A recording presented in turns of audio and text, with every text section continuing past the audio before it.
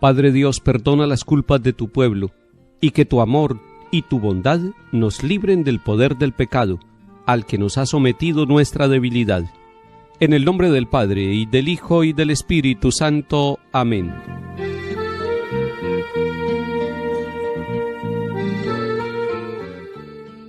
Lectura del profeta Ezequiel, capítulo 37.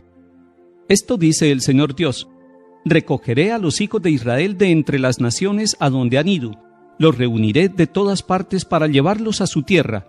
Los haré una sola nación en mi tierra, en los montes de Israel. Un solo rey reinará sobre todos ellos. Ya no serán dos naciones, ni volverán a dividirse en dos reinos. No volverán a contaminarse con sus ídolos, sus acciones detestables y todas sus transgresiones. Los libraré de los lugares donde habitaban y en los cuales pecaron. Los purificaré, ellos serán mi pueblo y yo seré su Dios. Mi siervo David será su rey, el único pastor de todos ellos. Caminarán según mis preceptos, cumplirán mis prescripciones y las pondrán en práctica. Habitarán en la tierra que yo di a mi siervo Jacob, en la que habitaron sus padres. Allí habitarán ellos, sus hijos y los hijos de sus hijos para siempre, y mi siervo David será su príncipe para siempre. Haré con ellos una alianza de paz, una alianza eterna. Los estableceré, los multiplicaré y pondré entre ellos mi santuario para siempre. Tendré mi morada junto a ellos, yo seré su Dios y ellos serán mi pueblo. Y reconocerán las naciones que yo soy el Señor, que consagra a Israel, cuando esté mi santuario en medio de ellos para siempre. Palabra de Dios, te alabamos, Señor.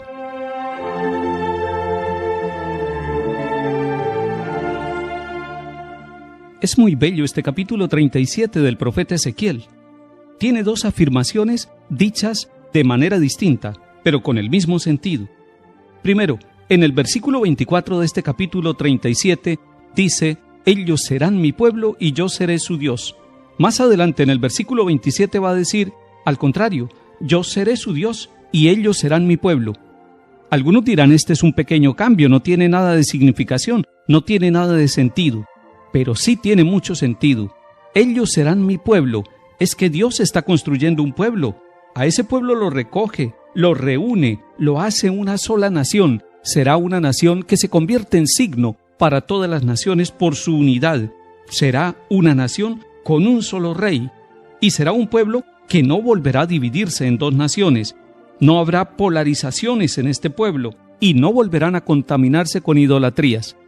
Es un pueblo con una unidad social y con una unidad religiosa. Pero además, el Señor está preparando a este pueblo y por eso dice, los purificaré. Y cuando los purifica, dice, ellos serán mi pueblo y yo seré su Dios. Es muy interesante aplicar esta primera parte a nosotros cuando nos disponemos ya para empezar la celebración de la Semana Mayor, de la Semana Santa, y se llama Semana Mayor para decirles la semana más importante del año en nuestra fe y en nuestro calendario litúrgico, porque en esa semana celebramos la pasión, muerte y resurrección del Señor, el misterio del triduo pascual que nos lleva a sentirnos pueblo. Si el Señor nos purifica, si el Señor nos reúne, si el Señor nos da la unidad, si el Señor rompe todas las divisiones, todos los malos tratos, todas las violencias, todas las injusticias y todas las guerras que nos llevan a dividirnos, entonces seremos el pueblo de Dios. Esta petición deberíamos hacerla todos los días. Señor, queremos ser tu pueblo, no queremos ser enemigos entre nosotros, no queremos enemistades ni políticas, ni económicas, ni militares. Queremos construir la unidad. Cuando la unidad se haga presente en medio de los pueblos, en medio de las naciones, en todo el mundo, entonces diremos, somos el pueblo de Dios. Más adelante en el versículo 27 nos encontramos con la misma afirmación, pero descrita de otra manera. Yo seré su Dios y ellos serán mi pueblo. ¿Por qué va a ser Dios el Dios de Israel? Primero porque Él hace alianza con este pueblo, y se trata de una alianza de paz. Es una alianza eterna, no es una alianza para un lapso, sino para toda la eternidad, para toda la historia de este pueblo, y como signo va a establecer su morada en medio de ellos. Tendrá un santuario. El santuario dentro del pueblo se convierte en signo de esta alianza. Ahora bien, en el Nuevo Testamento y propiamente en la semana que nos aprestamos para celebrar, que es la Semana Santa, encontramos que Cristo Jesús es la alianza de Dios Padre con toda la humanidad. Él es el santuario abierto, su costado está abierto, y de allí manan sangre y agua, de allí manan los sacramentos, de allí brota la Iglesia, que ha nacido del costado de Cristo, y la Iglesia es la esposa de Cristo Jesús. Él es la cabeza.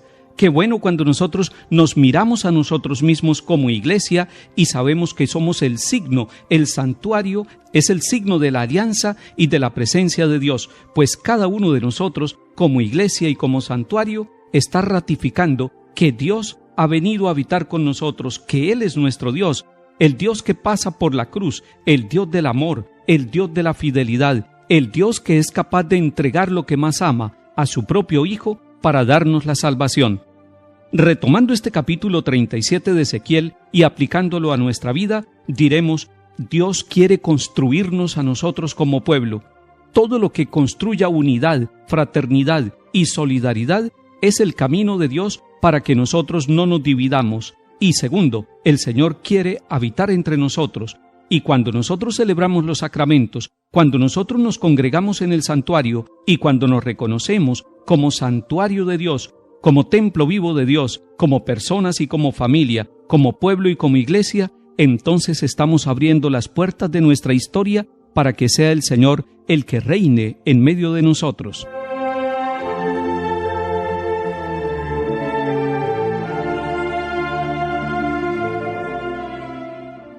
El salmo está tomado de Jeremías 31. Escuchen, pueblos, la palabra del Señor, anúncienla en las islas remotas. El que dispersó a Israel lo reunirá, lo guardará como un pastor a su rebaño. Porque el Señor redimió a Jacob, lo rescató de una mano más fuerte. Vendrán con aclamaciones a la altura de Sión, afluirán hacia los bienes del Señor. Entonces se alegrará la doncella en la danza, gozarán los jóvenes y los viejos. Convertiré su tristeza en gozo, los alegraré y aliviaré sus penas.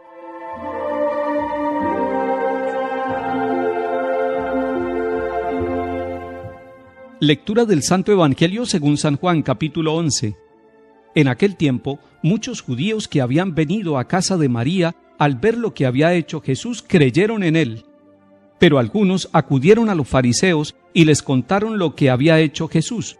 Los sumos sacerdotes y los fariseos convocaron al Sanedrín y dijeron: ¿Qué hacemos? Este hombre hace muchos signos. Si lo dejamos seguir, todos creerán en él, y vendrán los romanos y nos destruirán el lugar santo y la nación.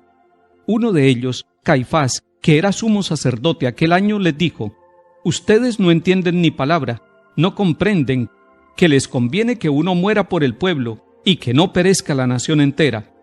Esto no lo dijo por propio impulso, sino que por ser sumo sacerdote aquel año, habló proféticamente, anunciando que Jesús iba a morir por la nación, y no solo por la nación, sino también para reunir a los hijos de Dios dispersos. Y aquel día decidieron darle muerte. Por eso Jesús ya no andaba públicamente entre los judíos, sino que se retiró a la región vecina, al desierto, a una ciudad llamada Efraín, y pasaba allí el tiempo con los discípulos. Se acercaba la Pascua de los judíos, y muchos de aquella región subían a Jerusalén antes de la Pascua para purificarse. Buscaban a Jesús, y estando en el templo se preguntaban: ¿qué les parece? ¿Vendrá a la fiesta? Los sumos sacerdotes y fariseos habían mandado que el que se enterara de dónde estaba les avisara para prenderlo. Palabra del Señor. Gloria a ti, Señor Jesús. Y aquel día decidieron darle muerte a Jesús. Leemos en el versículo 53 de este capítulo 11 de San Juan. Aquel día decidieron darle muerte a Jesús. Jesús pasaba los últimos días de su vida en el desierto, en una ciudad llamada Efraín. Estaba allí con sus discípulos. Sus enemigos, los judíos, habían propuesto detenerlo, prenderlo y darle muerte. Nos encontramos con un Jesús asediado, con un Jesús amenazado, con un Jesús condenado a muerte, buscado por aquellos que le dan mucha importancia al templo, al lugar santo, pero se olvidan que el templo y el lugar santo verdadero es el que va a ser crucificado, el que va a dar la vida por nosotros, el templo vivo del Hijo de Dios, del que pasará por la cruz. Ellos estaban diciendo que hacemos, hace muchos signos, pero se olvidan también que Cristo es el verdadero signo. Preparemos nuestro corazón. Mañana es Domingo de Ramos. Participemos con toda la familia y dejemos que el signo de vida, el signo de amor, el signo de perdón y de misericordia, que es Jesús el Señor, llegue a nuestro corazón y nosotros podamos descubrirlo como nuestro Salvador. Que el Señor nos bendiga y acompañe en el nombre del Padre, y del Hijo, y del Espíritu Santo. Amén.